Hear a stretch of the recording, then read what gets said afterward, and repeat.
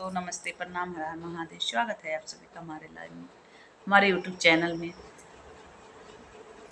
आइए सुनाते बहुत ही प्यारा गीत लाए हैं। शिव चर्चा गीत है, आप लोग सुनिए। शिव भजन है। अच्छा लगे तो अपना दुलार प्यार जरूर दीजिए, कमेंट में बताइएगा कैसे लगा वीडियो।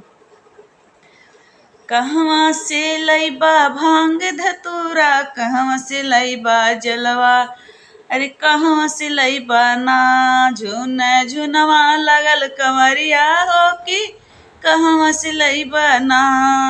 कहवा से लईबा भांग धतूरा, कहवा से लईबा जलवा, अरे कहवा से लईबा ना झुन झुनवा लगल कंवरिया हो कि कहवा से लईबा ना।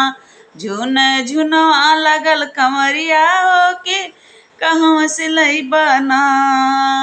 बाग बगीचे से भांग धतूरा, गंगा जी से जलवा, बाग बगीचे से भांग धतूरा, गंगा जी से जलवा, पटन से लईबे ना हो कि पटन से लईबे ना।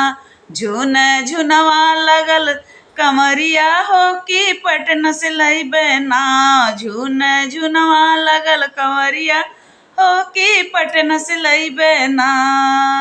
हम चढ़ाई भांग धतूरा, सैया चढ़ई है जलवा, हम चढ़ाई भांग धतूरा, सैया चढ़ई है जलवा, हो कि लइका चढ़ई है ना, हो कि बबुआ चढ़ई है ना।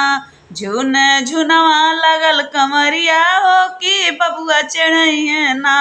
झुन झुनवा लगल कंवरिया हो कि मोर बेटा चढ़ई है ना।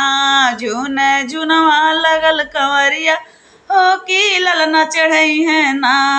कहवा से लईबे भांग धतूरा, कहवा से लईबे जलवा, हो कि कहवा से लईबे ना। झुन झुनवा लगल कंवरिया हो कि कहवा से लईबे ना। झुन झुनवा लगल कंवरिया हो कि कहवा से लईबे ना।